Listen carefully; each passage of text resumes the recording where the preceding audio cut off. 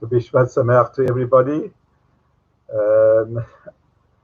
Since it's Rosh Hashanah Le'ilanot, I wanted to say very briefly two short ideas.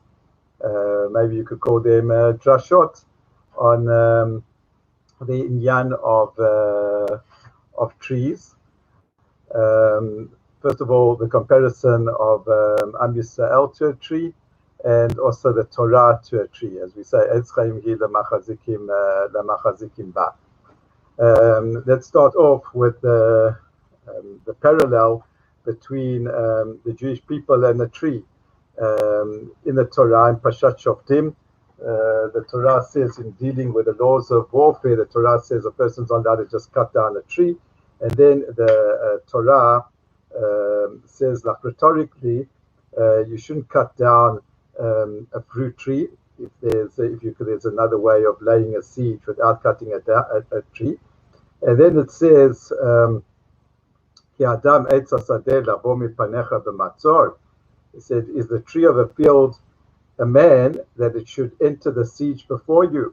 So over here, the Torah already speaks about a comparison in a way of a human being and a tree.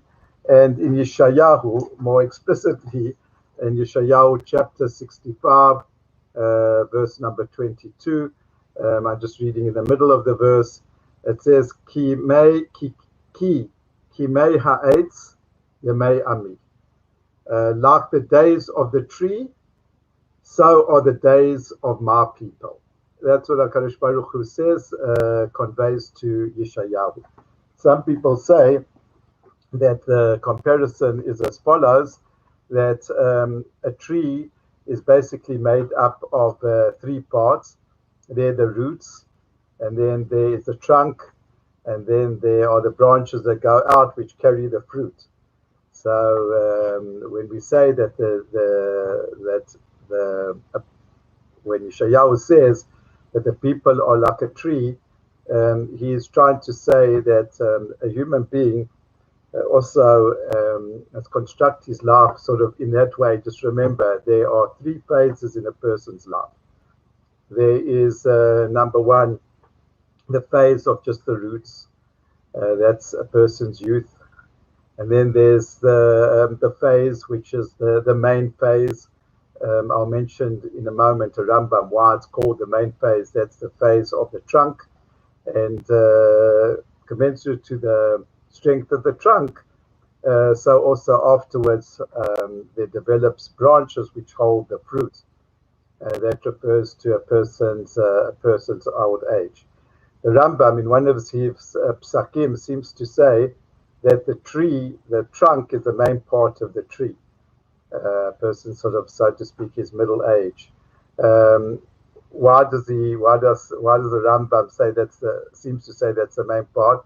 Because he deals with the following problem. Let's say you've got a tree which is, according to the Gemara, 16 amot. 16 amot is about 8 meters outside the borders of Israel. And it's obviously, so what it's got is its roots are, I suppose, spreading towards Israel. And then also you've got branches which might be now branching into the borders of the Holy Land. So this tree, does it require Trumat Masot or not? When you pluck fruit from that tree, do you have to separate Trumat Masot? Are those fruit holy? How do I look at the tree? If I'm looking at the roots or at the branches, then maybe yes. But if I'm looking at the main structure of the tree, which bears everything, in other words, that is the trunk, well, that trunk is already 8 meters outside of Eretz Yisrael, and so the Rambam paskins, and therefore that one doesn't require to say to separate Trumat Masrot. That shows that the main thing that we are using to define what is the main part of the tree is that. So there's a lot to say about that, about how the tree and a human being are, as I say, the parallels. It's mamash requires a whole shiur. I want to just end off with a comparison, these three components, as far as Torah is concerned. As far as Torah is concerned, also the tree is divided up into three. And those three are number one, again, the roots, the trunk, and the fruits, the branches which hold like the fruit.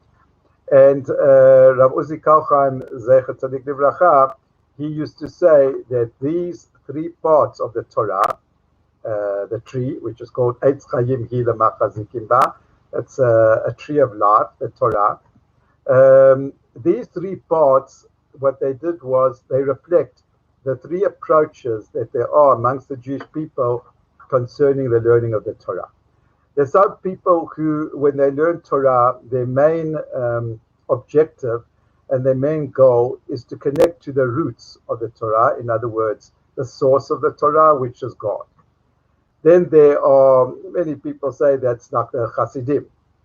Then there's people who connect to the Torah, to the trunk of the Torah.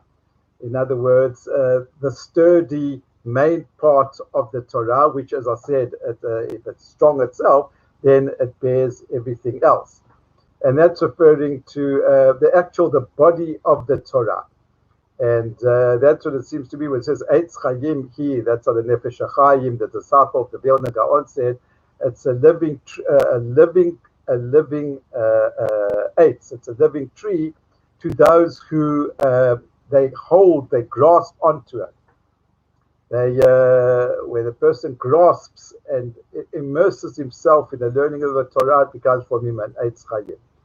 And then there was like the Mekubalim, who said that the main part of a tree is the fruit that it gives off. The fruits that it gives off are the actions. The main thing that a person does, that when he learns Torah, is to use the phrase of the Ramban, Nachmanides. He should get up from his sefer and he closes the book or whatever part of Torah that he's learning, and he should think to himself, in what way can I apply in my life that which I've learned? That's called the fruit, the peirot. I'd like to say also that we were learning in Kohelet about a month ago that the Torah, there's another aspect of the Torah being compared to a tree. And that is, a tree is fascinating because it's got like two opposite movements. It's got two, like in a way, opposite features. A tree is on the one hand very grounded. In other words, literally, the tree is static. In other words, it's not like an animal. It can't move from one place to the other place. But on the other hand, a tree is not like a stone. A tree grows. There is movement. And the movement that there is in the tree is that it produces something which is new, which in its features is similar to that which of the tree itself.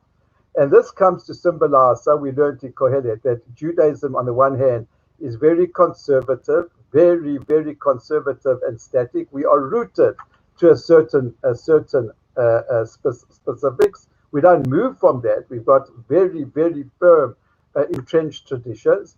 And on the other hand, we're not like a fossil. We're not something which is not dynamic. We're not people who don't grow and develop original ideas in Torah, because like a tree, yes, it can't move from one place to another, but it can go up and it can spread and it can produce fruit. When we learned Kohelet, I gave an example. There's always innovations in halacha. So, for example, let's say a person who wants to make an innovation in tefillah. So he's not going to say now, you know what, well, the Torah says that you should try to meditate. You know what, I'm not going to say words. I'm going to take a guitar, and that's my tefillah 3 times a day, shachrit, mincha, mariv. I'm going to play the clarinet. I'm going to play some jazz. What's the difference? This is meditation. That's meditation. What's the difference? The Torah says no.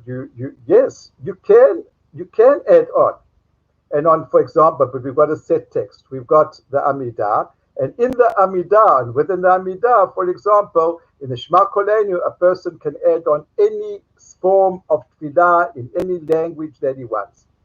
So he's combining now in the halacha that which is immovable with that which is novel and that which is new.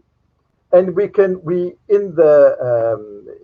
the course of history, The Jewish people have added on piyutim, we've added on tunes, we've added poems, but all these are within the structure of the halacha. So yeah, Lechvod Tu Bishvat, that everyone should have a happy Tu Bishvat. I just said two things, that this connection to trees, the Jewish people are connected to trees. The Jewish people are compared to trees.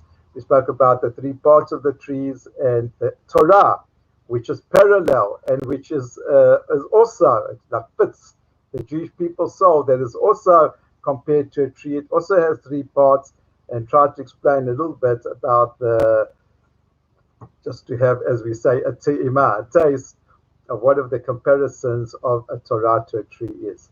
So everyone should have a Shabbat Shalom. Go to.